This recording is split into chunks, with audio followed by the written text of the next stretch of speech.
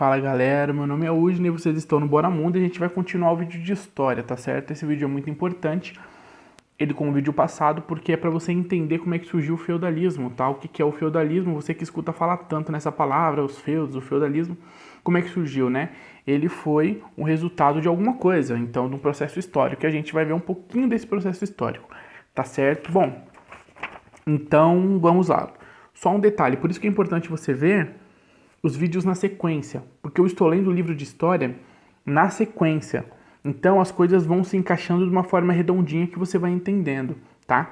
Então é legal não ver os vídeos picados, pega do começo e vê que aí vai fazer mais sentido para você, tá? Bom, então vamos lá. Essa segunda fase é diferente da primeira fase, porque na primeira fase a gente vê que tem um grande problema, que são os reinos que duram pouco tempo, tá? Eles são reinos aí bem rudimentares e efêmeros, como nós lemos no texto, tá certo? E esses reinos, eles vão ser assim não tão bem consolidados. A segunda fase vai acontecer com que os reinos que vão surgir sejam mais fortes, né, mais consolidados. Eles vão dar origem a esse processo do feudalismo, tá bom? Então vamos ver isso daí agora. Então nós estamos falando do que aqui, ó, da segunda fase, tá? Que teve as invasões germânicas, tá certo? Essas invasões germânicas, elas foram as invasões mais duradouras. Tá?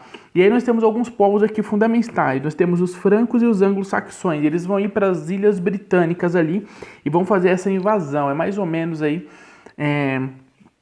lá em 450 depois de Cristo, tá certo? Eles vão invadir. Mas qual a importância disso? A importância disso é que as ilhas britânicas, elas ficam assim em cima, muito próximo da Gália. A Gália era o seguinte, ela foi uma província aqui, ó, províncias romanas, elas foram estabelecidas aí de 133 a 44 a.C. Então, quer dizer, era um grande território, tá bom? E esse território tinham as províncias romanas, né? As mais tardias. Então, os caras estavam em cima e eles desceram para atacar. E eles vão tomar o norte da Gália, tá certo? Então, por isso que é importante saber um pouco da movimentação. Por que esse povo foi para lá? Por que fala que esse foi para tal território? Por que é importante? Para você saber como é que se desenvolveu essa tomada de território. Às vezes a gente acha que tal povo era muito forte ou muito fraco. E como é que isso aconteceu? A gente vê que essas movimentações explicam muito desse processo, tá certo? Então o que acontece? Nessa segunda fase, esses dois povos, tá certo? Os francos e os anglo-saxões, que estavam já rodando por aí, eles vêm para as Ilhas Britânicas, tá? E aí isso é no século V depois de Cristo. No século VI vem os lombardos aqui. Os lombardos, eles vão para a Península Itálica. Então, quer dizer, a galera estava tomando o território, aonde a maior parte dos territórios ali em volta eram, né, as províncias romanas, certo? Então, o que acontece? Eles estavam perdendo as províncias dele, porque Roma foi se expandindo, certo? O centro de Roma era bem longe das suas províncias e essas províncias estavam sendo tomadas, tá? Isso nessa segunda fase aqui. Bom, eu tinha uma coisa interessante, diferente da primeira invasão, é que na segunda, os povos que invadiram, eles tinham, a origem deles eram mais próximas das invasões, né? Essas origens mais próximas das invasões fez com que o plano de invasão fosse diferente, tá certo? Então, o que acontece? Vai acontecer eles vão conseguir consolidar uma conquista, porque eles mandam, ao contrário da primeira fase, eles não mandaram todos os seus guerreiros, toda a sua população, eles mandavam por partes, de pouquinho em pouquinho, conquistava, e esse povo ia migrando para esse novo local de conquista, tá certo? Isso vai fazer com que eles consolidem uma melhor invasão, uma tomada mais bem estruturada, tá certo? Isso acontece porque eles migraram lentamente, tá? Eles migraram lentamente, de pouquinho em pouquinho. Isso foi possível porque eu disse anteriormente que o território onde eles moravam, por exemplo, os anglo-saxões, eles eram de territórios próximos dos lugares que eles tomaram, tá certo? Dos territórios, de certa forma próximos, tá? E eles conseguiram fazer esse tipo de migração.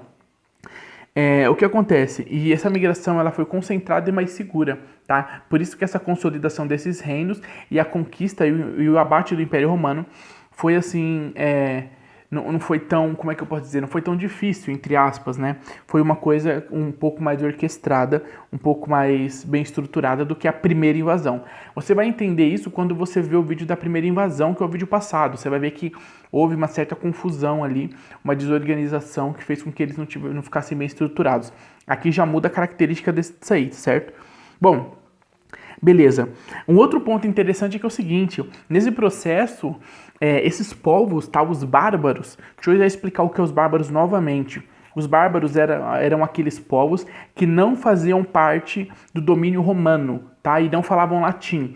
Então eles eram chamados de bárbaros, beleza? E tinha muitos povos bárbaros. Esses povos bárbaros aí, quando eles começaram a fazer esse domínio desse território romano, das províncias romanas, aconteceu o seguinte, eles, diferente da primeira fase, eles não se misturavam com a cultura romana. Na primeira fase houve muita mistura. Inclusive, na primeira fase, povos bárbaros começaram a adotar o sistema de Estado romano, né? Os sistemas de cultura romana. Então, nessa segunda fase, eles não vão fazer isso. Nessa segunda fase, eles não vão se associar aos romanos, tá certo? Isso vai fazer com que mude totalmente uma característica e a gente vai entender o que é o feudalismo, por que surgiu o feudalismo, entendendo isso, né? Quer dizer, você tinha um império romano que tinha todo um sistema de leis, tinha todo um sistema de Estado, ele tinha características mais, vamos colocar dessa forma, mais evoluídas, tá certo? E vem um povo, toma esses territórios, historicamente agora ele vai ser o protagonista, ele vai ser o principal, só que esse povo ele é menos evoluído do que o povo romano. Então, quer dizer, houve ali uma invasão, mas essa invasão não trouxe mais avanços, né? Principalmente no processo de cultura, social, civilizatório, não trouxe avanços. Ele veio de um povo mais primitivo, né? Em questões de processo de evolução da civilização, e eles vão colocar agora as características dele, certo? Porque, olha só, eles não vão se associar. Se eles não se associaram aos romanos, gera uma questão. Por quê? O que a gente viu no vídeo passado? Esse povo, ele era muito rudimentar, ele era um povo que não tinha o domínio, eles não tinham um processo de Estado, eles não tinham o domínio da língua, da linguagem, né? Da escrita, da linguagem escrita. Então, eles eram povos bem basicões, vamos dizer desse modo, bem basicões. Plantavam, colhiam, eles eram bem rurais, né? Tinham grandes guerreiros, eles eram conhecidos por ter realmente um processo militar de guerreiros muito bom, tá certo? Mas era isso, eles não tinham essa evolução que o Império Romano teve ali, quando teve principalmente aquela mistura com os gregos, da questão filosófica, política, essa evolução. Eles não tinham isso, a característica deles eram outras, e perto deles, em questão de evolução da civilização, eles estavam para trás, esses bárbaros, tá? Eles tinham que evoluir muita coisa ainda. E o que acontece?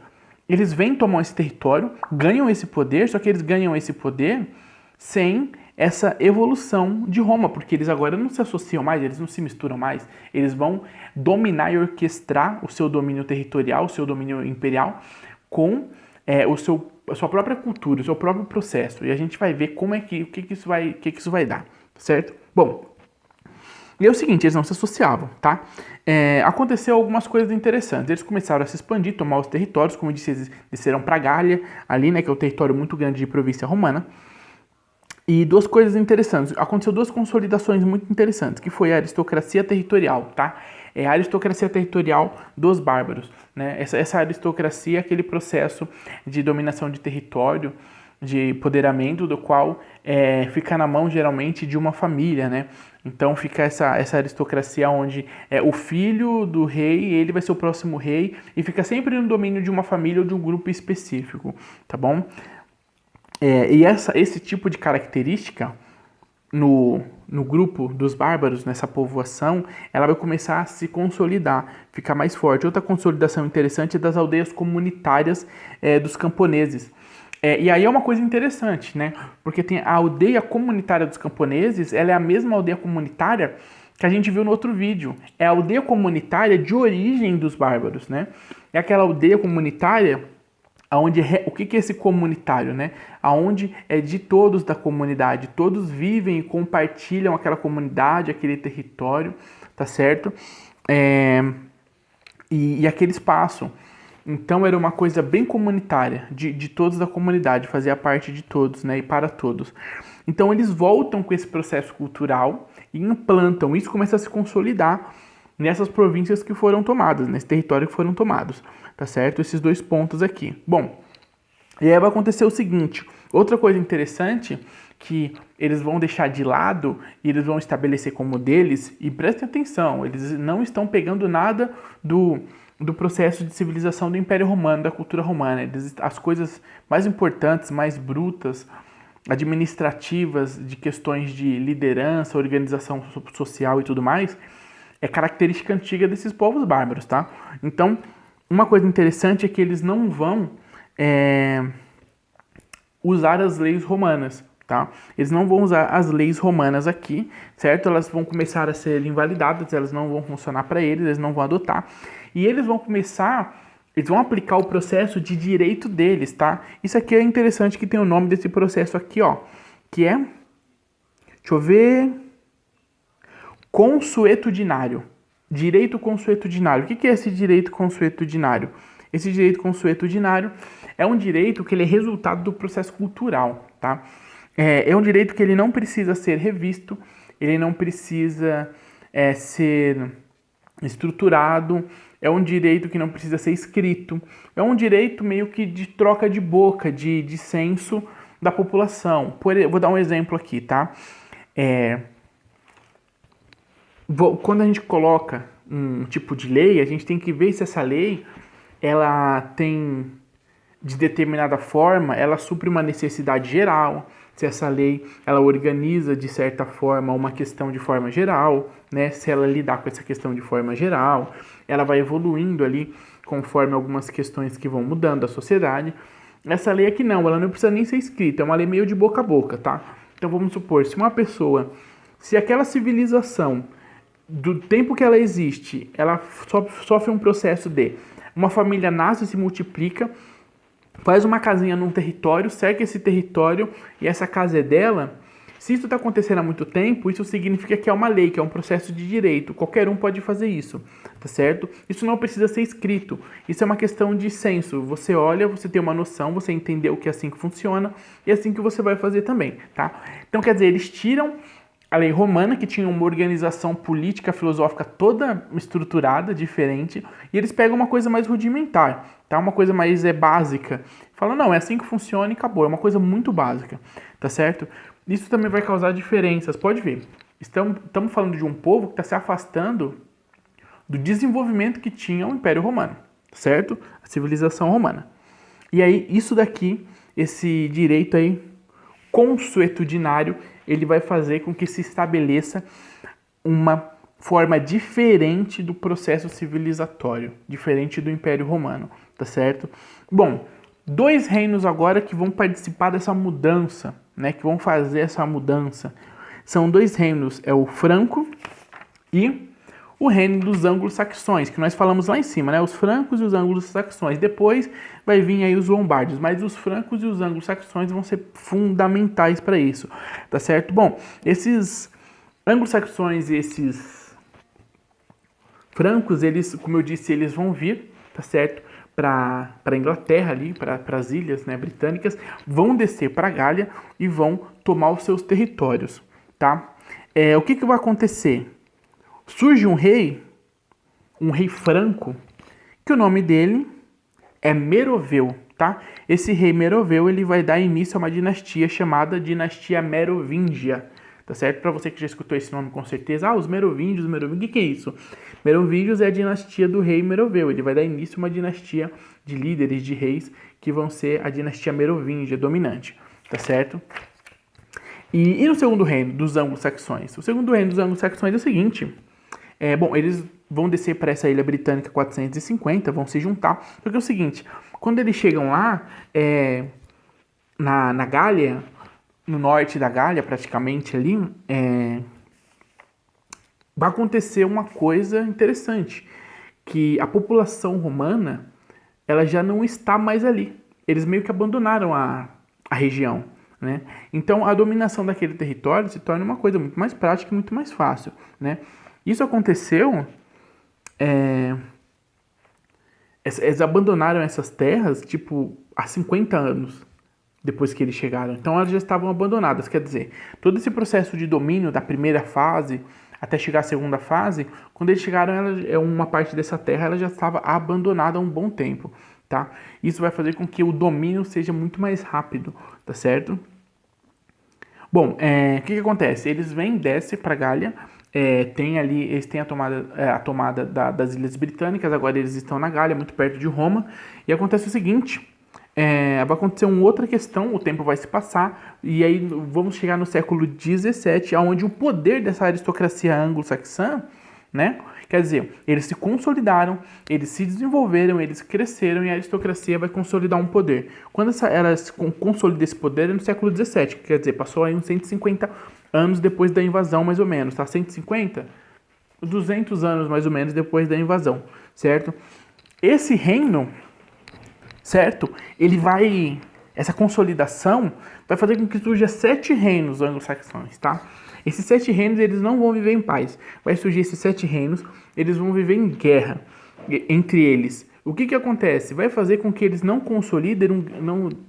venham consolidar um grande poder, um grande reino. Eles vão ficar sempre brigando entre esses 7 reinos aqui. Aí o que isso tem a ver? O que tem a ver? Tem a ver que eles não têm poder, né, capacidade para então orquestrar uma boa defesa. O que acontece então é que os muçulmanos depois vão fazer parte de um processo de tomada de terra e vão fechar o mar Mediterrâneo e vai acontecer um processo ali que vai dar início ao processo feudal, tá? O que vai acontecer é o seguinte, vai acontecer uma invasão dos normandos no século XIX, certo? Na Inglaterra, ali em cima nas Ilhas Britânicas, e vão dar a característica do que a gente conhece como feudalismo, que é típico da Inglaterra, né? O feudalismo, ele tem uma característica, só que de forma geral ele tem algumas diferenças de territórios, nos territórios, tá bom? E a Inglaterra tem a sua peculiaridade. Eles vão dar então essa peculiaridade, vai ser de uma forma diferenciada, certo? O que acontece é que esses novos reinos aí, dos bárbaros, né, de forma geral, como a gente disse, os francos e os anglo-saxões, eles vão tomar formas diferentes. Por exemplo, eles vão, o processo cultural e social deles, como eu disse, ele não vai ser mais romano, eles abandonaram, vai ser totalmente germânico, né? Eles vão colocar mais do processo germânico, dos germanos, como organização social e cultural deles. O que acontece? Mesmo com essa organização cultural e social dos germanos, a gente tem que lembrar que os germanos eram bárbaros. E os germanos eram bárbaros, eles não tinham o domínio, por exemplo, da estrutura de lei e de Estado dos romanos, como eu disse anteriormente. Então, eles na verdade têm um Estado fraco, eles não têm uma estrutura de Estado forte, tá certo? Por isso que acontece esse monte de crise entre reinos, eles não têm uma noção de Estado muito bem estabelecida. Isso vai fazer com que aconteça uma crise onde os muçulmanos eles vão tomar o mar Mediterrâneo, tá certo? O que acontece quando eles vão tomar o mar Mediterrâneo? A gente está falando da tomada da Gália.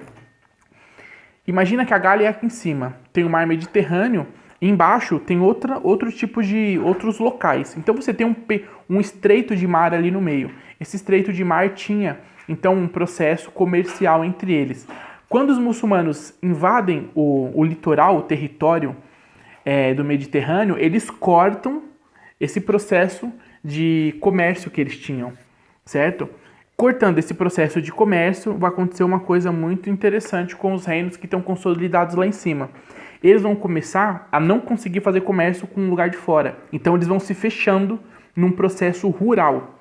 Eles vão começando a fazer comércio só entre eles, num processo rural. E eles vão se fechando nesse processo rural. Esse processo rural ele vai dar origem ao feudalismo. Esse é o momento onde esses territórios, né, e a Europa, ela começa a se feudalizar. Ela vai se fechar em feudos, quer dizer, ela já não tem mais esse comércio do Mediterrâneo, tá certo? Ela tem um processo de direito, cultura e social que veio da herança dos bárbaros, certo? Então ele é muito mais frágil do que o processo dos romanos. E aí você vai ver então que começa a se formar o processo feudal. O que é esse processo feudal? O sistema feudal são como se fossem bairros, né? Como se fossem bairros, e dentro desse bairro tem o cara que manda no bairro, tem as pessoas que moram no bairro, e tem aí toda uma divisão de tarefas desse bairro, tá? E geralmente esse bairro ele é cercado, ele tem o seu território delimitado. A gente vai entender melhor isso numa parte específica, o que é o feudo, o que é o feudalismo, né? O que são os feudos, porque explicar o que é o feudo numa 2, 3 frases é muito ruim, então vai ter um vídeo só explicando sobre isso, que é um pouquinho mais pra frente, tá? Quando explicar o que é o feudo, você vai dar um clarão em tudo que a gente está vendo agora. Tipo, pô, tá, virou um processo feudalista, mas o que é isso? Quando explicar o que é o feudo, você vai falar, entendi agora. Entendi como é que esse povo, ele estava naquele momento enquanto povo num processo de feudo, tá? Bom, acho que é isso, né? E o próximo vídeo vai ser sobre a evolução do Reino Franco e da dinastia Merovingia. O que a gente viu? O Reino Franco e a dinastia Merovingia, por mais que a parte do mar Mediterrâneo estivesse na mão dos muçulmanos, eles tinham um espaço gigantesco de território. E eles vão expandir, eles vão crescer, vai acontecer uma evolução desses reinos. Eles não vão, falir e findar por causa que o Mediterrâneo agora, em determinados pontos, não é mais um lugar que eles conseguem fazer um processo comercial, entendeu? Eles vão crescer e vão evoluir com certeza, tá? E é isso que a gente vai ver no próximo vídeo, tá certo? Bom, é isso aí, esse vídeo ficou um pouco mais comprido, mas é que essa segunda fase, como ela determina muita coisa, ela tem muito detalhe que é preciso entender, tá bom? Para chegar no feudalismo, você fala, agora eu sei o que é o tal do feudalismo, o que são o tal dos feudos e o porquê que eles são o que são, tá? A gente até entende aí o porquê que, quando se olha para a época medieval, né, o período medieval, porquê que aparentemente ele não é tão evoluído quanto o tempo romano, né, o tempo histórico romano. Se você for ver a estrutura romana de direito, de Estado, quer dizer, se ela não tivesse sido derrubada, como é que seria, né? Eles não teriam parado essa evolução com certeza. Mas isso se perdeu muito na invasão dos bárbaros, tá certo? Isso é interessante pra gente dar uma pensada aqui. Bom, é isso, curte o vídeo, se inscreve no canal, compartilha no Facebook, que é muito importante, porque o pessoal vai encontrando o vídeo, né? E geralmente os estudantes têm necessidade de ver esses vídeos e tal, o pessoal aí que está na faculdade também acompanha alguns vídeos. Aqui tem vídeo de pedagogia, psicologia, filosofia, história, ciências. Tem uma série de vídeos, então é bacana que o pessoal curte. Então fica aí, compartilha, clica no sininho, que toda vez que chegar vídeo, você vai ser notificado, tá certo? E acompanha desde o primeiro, tá? Que vai ser mais interessante e você vai entender melhor o passo a passo que a gente está fazendo de leitura do livro aqui. Isso aí, galera. Valeu e até o próximo vídeo.